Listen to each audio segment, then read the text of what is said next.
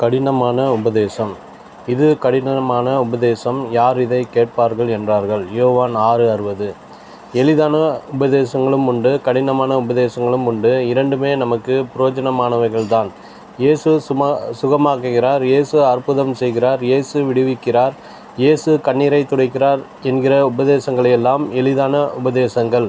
அநேக நேரம் ஒருவன் என்னை பின்பற்ற விரும்பினால் தன் சிலுவையை எடுத்துக்கொண்டு அனுதினமும் என்னை பின்பற்ற கடவன் என்றும், இடுக்கமான வாசல்கள் வழியாக உட்பிரவேசியுங்கள் என்றும் இயேசுவானவர் சொல்லும்போது அது கடினமான உபதேசம் என்று சொல்லுகிறோம்.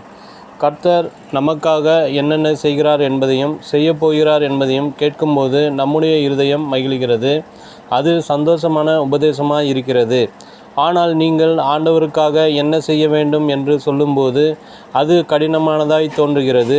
மோசே நியாயப்பிரமாண உபதேசத்தை கொண்டு வந்தார், இயேசுவோ கிருபையின் பிரமாண உபதேசங்களை கொண்டு வந்தார். இந்த இரண்டில் கடைபிடிப்பதற்கு கடினமானது எது? நியாயப்பிரமாணமா அல்லது கிருபையின் பிரமாணமா?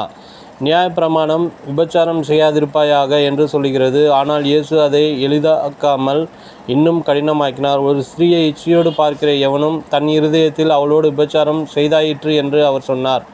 இது எத்தனையோ மடங்கு கடினமான உபதேசம்.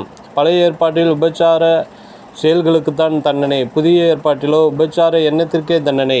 கண்ணுக்கு கண், பல்லுக்கு பல், ஜீவனுக்கு ஜீவன் என்பது பழைய ஏற்பாட்டு உபதேசம். ஆனால் உனது வலது கன்னத்தில் அறைபவனுக்கு இடது கன்னத்தையும் காட்டு என்பது புதிய ஏற்பாட்டு உபதேசம். இது எத்தனை கடினமானது! இயேசு கடினமான உபதேசத்தை பிரசங்கித்த போது அவருடைய சீசர்கள் அநேகர் அவருடனே நடவாமல் பின்வாங்கி போனார்கள் என்று யோவான் 6:66 வாசிக்கிறோம். அப்போஸ்தலர் பவுலின் ஊழியத்திலே கடினமான போராட்டங்களும் பிரச்சனைகளும் வந்தன. ஆனால் அவர் கிறிஸ்துவின் அன்பை விட்டு நம்மை பிரிப்பவன் யார்? உபதேசமோ, வியாகுலமோ, துன்பமோ, பசியோ, நிர்வாணமோ, நாசமோசமோ, பட்டணமோ, இவை எல்லாவற்றிலேயும் நாம் நம்மில் அன்பு கூறுகிறவராலே முற்றும் ஜெயம் கொள்ளுகிறவர்களாயிருக்கிறோமோ?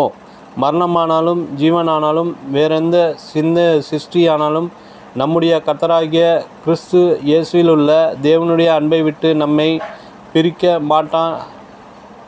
மாட்டாதென்று நிச்சயித்திருக்கிறேன் என்று எழுதுகிறார். ரோமர் 8:36-39. தேவப்பிள்ளைகளே, உண்மையாய் கர்த்தரை நேசிக்கிறவர்களுக்கு அவருடைய அன்பின் நிமித்தம் ஒன்றும் கடினமாக தெரிவதில்லை.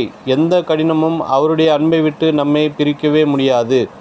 நினைவிற்கு, இடுக்கமான வாசல் வழியாய் உட்பிரவேசியுங்கள். கேட்டுக்கு போகிற வாசல் விரிவும் வழி விசாலமாய் இருக்கிறது, அதன் வழியாய் பிரவேசிக்கிறவர்கள் அநேகர். மத்தேயு 7:13.